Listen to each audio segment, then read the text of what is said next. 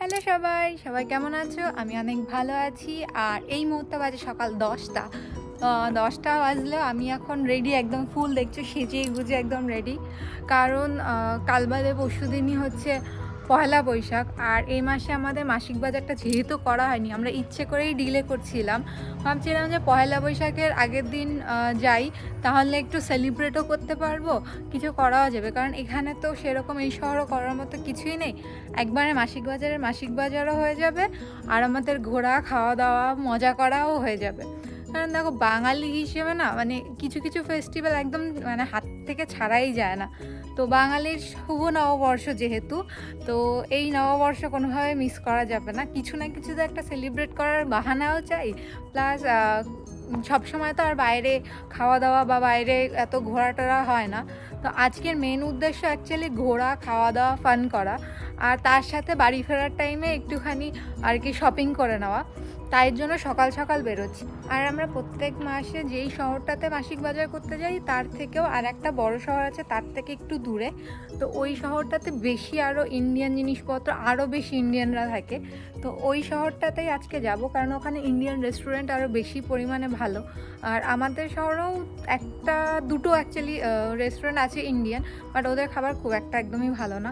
মানে একবার খাওয়ার পর আর তোমার টাকা খরচা করে খেতে ইচ্ছা করবে না, কারণ প্রত্যেকটা ইন্ডিয়ান ডিশ এখানে প্রচণ্ড এক্সপেন্সিভ। আর সেইটা গিয়ে খরচা করে খাওয়া, আর তাতে যদি টেস্টই ভালো না হয়, তাহলে আর খেতেও ইচ্ছা করে না। তো একবার খেয়ে আমার আর ইচ্ছা করেনি কখনোই। তো ওই শহরটাতে নাকি শুনেছি অনেক ভালো ভালো টেস্টি টেস্টি খাবার পাওয়া যায়। তো আজকে হচ্ছে খাওয়া দাওয়ার হচ্ছে মূল উদ্দেশ্য। বাড়ি থেকে কিছু খেয়ে যাচ্ছি না, যেন প্রচুর খেতে পারি।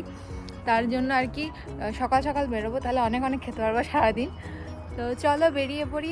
আর আমি জানি না এই ভিডিওটা কত বড় হবে, কারণ ঘোরা, খাওয়া দাওয়া, তারপর মজা করা, প্লাস হচ্ছে শপিং করা মাসের। তো যদি এই ভিডিওটা দেখি যে এডিট করার সময় অনেক বড় হয়ে যাচ্ছে, তাহলে আমি এটা দুটো পার্ট বানাবো। একটা হচ্ছে কী কী শপিং করলাম, কোথায় কোথা থেকে শপিং করলাম, কী কী কিনলাম না কিনলাম। আর একটা হচ্ছে ঘোরা, খাওয়া দাওয়া এইসব নিয়ে। মানে একটা ফান্ডে রাখবো, আর একটা হচ্ছে কাজের ব্যাপার রাখবো, যদি দেখি যে বড় হচ্ছে। আর যদি ছোট হয়, তাহলে একটা ভিডিওতেই সব ঢুকিয়ে দেবো। তো চলো এখন বেরিয়ে পড়ি, যেহেতু অনেকটাই টাইম হয়ে যাচ্ছে, আর যেতে আমাদের প্রায় 2 ঘন্টার মতো লাগবে। তাই বেশি বেশি যদি এখানেই বকতে থাকি, তাহলে আর যাওয়াটা দেরি হয়ে যাবে। তো এই হচ্ছে বাইরের অবস্থা। আজকে আমাদের এখানে খুব একটা রোদ উঠবে না, কিন্তু ওই শহরে আজকে খুবই ভালো ওয়েদার থাকবে। তাই আমি একদম ফুল জামা কাপড় পরে নিয়েছি। মানে ওখানে আজকে মোটামুটি, এখন আমাদের এখানে হচ্ছে 16 ডিগ্রির মতো তাপমাত্রা, কিন্তু ওখানে আজকে 21 ডিগ্রির মতো তাপমাত্রা। তাই আমরা জামা কাপড় ওখানকার হিসাবেই পরেছি, কারণ গাড়িতেই যাব, অতটা আর কি ঠান্ডা এখানেরটা গায়ে লাগবে না। ওখানে গিয়ে যেহেতু গাড়ির বাইরে বেশিক্ষণ সময় কাটাবো, তাই ওখানের অনুযায়ী জামা কাপড় পরেছি। তাও একটা জ্যাকেট আমি নিয়ে নিয়েছি, যদি দরকার পড়ে তখন ওটা পরে নেবো। অ্যাকচুয়ালি আসার সময় যখন সন্ধ্যা হয়ে যাবে, তখন তো ঠান্ডা লাগবে, তার জন্য একটা জ্যাকেট ক্যারি করা ভালো। তো চলো তোমাদের সাথে শেয়ার করি আজকে পুরো দিনটা আমরা কীভাবে কাটালাম। একে তো নববর্ষ, প্লাস হচ্ছে মাসিক একটা কাজ। তো চলো যাওয়া যাক। তো আমি অলরেডি কলোনা চলে এসেছি। এটা হচ্ছে কলোনার ডাউনটাউন। এই জায়গাটাকে ডাউনটাউন বলার কারণ হচ্ছে প্রত্যেকটা শহরেই অ্যাকচুয়ালি একটা করে ডাউনটাউন থাকে, যেখানে সবাই গিয়ে অনেক আড্ডা মারতে পারবে, অনেক জমজমাটপূর্ণ জায়গা থাকবে, আশেপাশে বিভিন্ন ধরনের দোকানপত্র থাকবে, লোকে গিয়ে এনজয় করবে। তো প্রত্যেকটা শহরেই একটা করে ডাউনটাউন থাকে, এটা হচ্ছে এখানকার ডাউনটাউন। আর এখানের প্রত্যেকটা খাবারের দোকানের সামনে এরকম বাইরে করে বসার জায়গা রাখা আছে। ডাউনটাউনে সাধারণত লোক ফ্রেন্ডস, ফ্যামিলি সবার সাথে ঘুরতে আসে, একসাথে এনজয় করার জন্য। আর জায়গাটা যেহেতু অনেক জমজমাটি, তো সবার একসাথে সময় কাটাতে ভালোই লাগে। ক্যানাডায় অন্যান্য নিয়মের মধ্যে আর একটা নিয়ম হচ্ছে, এখানে কেউ হুট করে আমাদের দেশের মতো হাত দেখিয়েই রাস্তা পার হয়ে যায় না। তাই প্রত্যেকটি মানে সিগনালে এরকম করে ক্রসিং দেওয়া আছে, আর তার সামনে যেই সাইডটাতে তুমি যাবে সেই সাইডটা একটা বাটন দেওয়া আছে। তুমি বাটন প্রেস করলেই সিগন্যাল খুলে দেবে, তারপরেই তুমি যেতে পারবে। তুমি চাইলেই রাস্তা ক্রস করতে পারবে না আমাদের কলকাতার মতো হাত দেখিয়েই যে রাস্তা ক্রস করে নিলাম, তাহলে চাপা খেয়ে মরে যাবে, কারণ এখানে গাড়ি অনেক স্পিডে চলে। এখানের প্রায় প্রত্যেকটা খাবারের দোকানের সামনে এরকম বাউন্ডারি করে সিটিং এরিয়া খুলে দিয়েছে, যেহেতু স্প্রিংয়ে গরম টাইমটা শুরু হয়ে গেছে। শীতের সময় এই সব বন্ধ থাকে, কেউ বাইরে বসে না, ঠান্ডায় জমে যাবে তাই ভয়তে সবাই ভেতরেই বসে। এখনও চাইলে অনেকেই ভেতরে বসতে পারে, কিন্তু বেশিরভাগ লোকে এই গরমে বা রোদের টাইমে চাই একটু বাইরে বসে এনজয় করতে, লোকজন দেখতে, একটু গরমের ফিলিং নিতে। খেতে খেতে খুব মজাই লাগে। তো আমি হাঁটতে হাঁটতে দেখলাম এখানে একটা আইসক্রিমের দোকান। আইসক্রিম দেখলে আমার মাথা গরম হয়ে যায়, আর উপর থেকে হেঁটে যেহেতু আসতে হচ্ছে, পার্কিংটা দূরেই পেয়েছি, তাই ভাবলাম গরমের মধ্যে একটা আইসক্রিম নিয়ে নিই, খেতে খেতে যাব। আর এই আইসক্রিমের দোকানটা হচ্ছে সম্পূর্ণ ওরা নিজেরাই আইসক্রিমগুলো বানায়। ভেতরেও বসে খাওয়ার জায়গা আছে, কত বড় একটা আইসক্রিমের দোকান, আমাদের ওখানে বাস্কিন রবিন্সের মতো। আর বাইরেও ওদেরও সিটিংয়ের জায়গা আছে, যেহেতু ওদেরও একটা খাবারের দোকান। তো আমি আমার চকলেট আইসক্রিম নিয়ে নিয়েছি ওয়াফেল কোনের সাথে। এখানে যথেষ্টই গরম ছিল, তাই আইসক্রিমটা পেয়ে আমি খুশি খুশি হাঁটছিলাম। তো এই যে জায়গাটায় আমি যাচ্ছি, এটা একটা পার্কই বলতে পারো। এখানে সব কিছুই একদম পার্কের নামেই রাখে, জানি না কেন। এটা হচ্ছে ওয়াটার ফ্রন্ট পার্ক, আর এইটা হচ্ছে এখানকার সব থেকে আকর্ষণীয় ট্যুরিস্ট স্পট।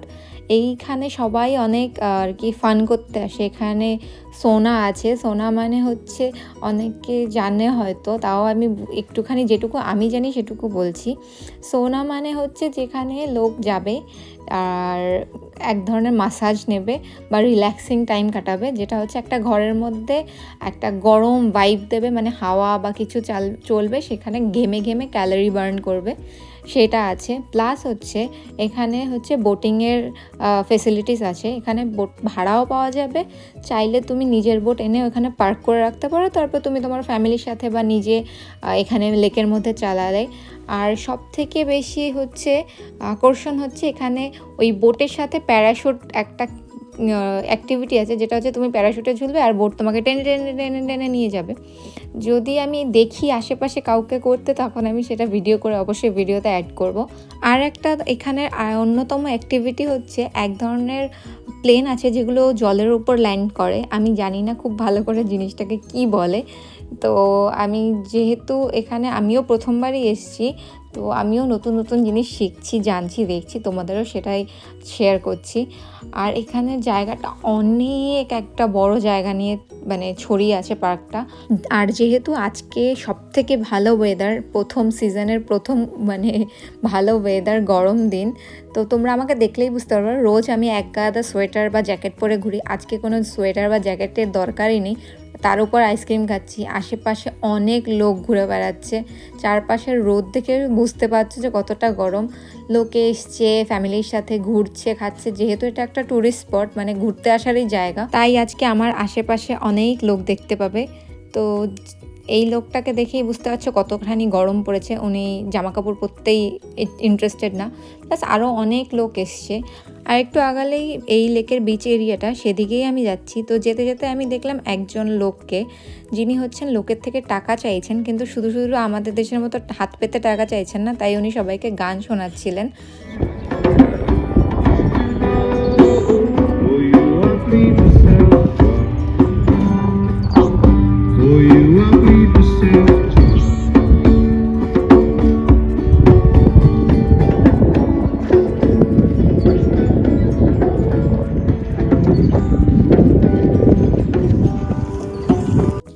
তো ওখান থেকে ঘুরতে ঘুরতে আমি একটা অসাধারণ জিনিস দেখতে পেয়েছি, মানে আমি তো লাইফে ফার্স্ট টাইম দেখলাম।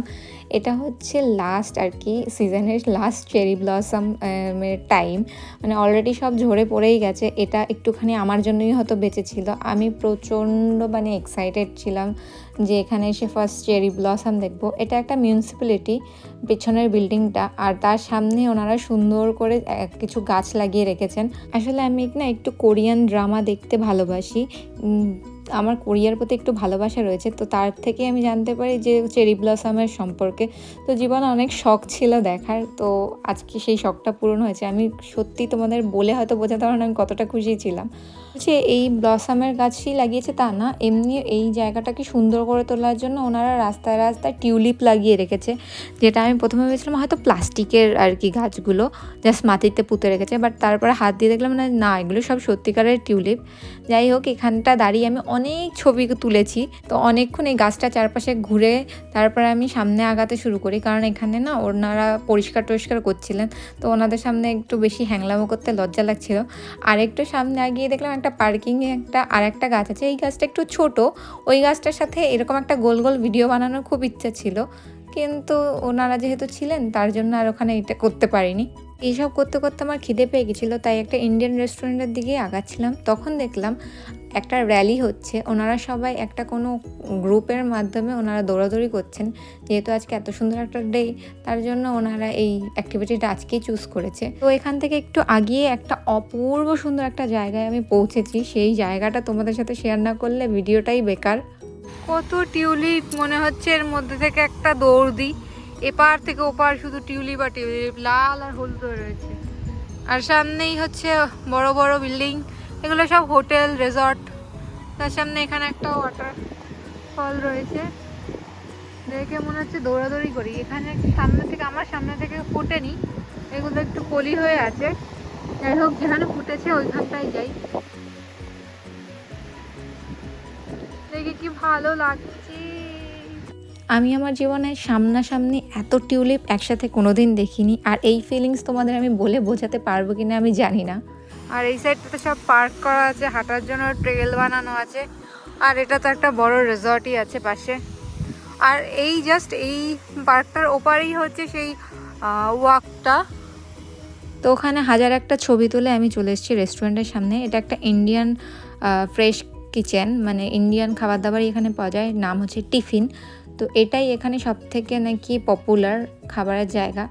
তো আমি যাচ্ছিলাম ভেতর দিকে, ওদের ভেতরেও বসার জায়গা আছে। আর ভেতরের অ্যাম্বিয়েন্সটা বেশ সুন্দর ছিল, অনেক সুন্দর একটা দেয়ালে মহিলা আঁকা ছিল, খুবই ভালো লাগছিল। ওটা পুরো একটা হাতে আঁকা। আর ওনাদের এখানে এক ধরনের টিফিন প্লেট সিস্টেম ছিল, তুমি আলাকাটও বলতে পারো। আর এখান থেকে বুফে টাইপের আর কি থালা দিয়ে দেবে, থালা হিসেবে চার্জ করবে। 3 ধরনের থালা পাওয়া যাবে, সেটার উপর ওরা টাকা নেবে। তারপর তুমি ওখান থেকে আনলিমিটেড নিতে পারো, খেতে পারো। তো আমরা যেহেতু বেশি খেতে পারি না, তার জন্য আমরা আলাকাটাই চুজ করব। আর আমরা ভেতরে বসা তো কোনো চান্সই নেই আজকে। আমিও বাইরে বসে খেয়ে ফিল নেব যে বাইরে বসে খেয়ে লোক দেখে কেমন লাগে। তো অলরেডি আমাদের খাবার দাবারও চলে এসছে। আমরা নান আর বাটার চিকেন অর্ডার করেছি আর কোল্ড ড্রিঙ্কস। অ্যাকচুয়ালি আজ পর্যন্ত কোনো ইন্ডিয়ান রেস্টুরেন্টে আমার খেয়ে টেস্ট ভালো লাগেনি, এখানে প্রথমবারই এসেছি। তাই ভাবলাম এখানেও যা রেগুলার অর্ডার করি সেটাই অর্ডার করি। টেস্টের দিকে খুব একটা এক্সপেকটেশন তো আমি এমনিও রাখিনি, কারণ লাস্ট অনেকবারই আমি ফেল হয়েছি। তাই আমি আমার ফার্স্ট বাইটের একদম অনেস্ট রিভিউ তোমাদের সাথে শেয়ার করার জন্য রেকর্ড করে নিয়েছি। এর আগে আমি খাইনি, আমার খেয়ে মুখটা দেখলেই তোমরা বুঝতে পারবে কতটা টেস্টি ছিল। তো অ্যাজ এক্সপেক্টেড তো কিছু করার নেই, এটাই খেতে হবে, কারণ অনেকখানি চার্জ করেছে ওনারা, ফেলে তো আর দেওয়া যাবে না। এতগুলো টাকা দিয়ে কিনে তাও আমি ফেলেছি, আর খেতে পাচ্ছিলাম না। তাই ভাবলাম স্টার্টারটা খেয়ে দেখি। স্টার্টারে আমরা নিয়েছিলাম ফ্রাইজ আর হচ্ছে তন্দুরি চিকেন। তো এটাই লাস্ট ভরসা, দেখা যাক এটা কি করেছে।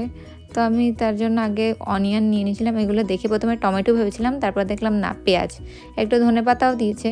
তো আমি টেংরিটা নিয়ে নিলাম নিজের প্লেটে। আমি ওকে বললাম তুমি যতটুকু নান আর বাটার চিকেন খেতে পারো খাও, বাকি আমার থেকে এক্সপেক্ট রেখো না, আমি আর খাবো।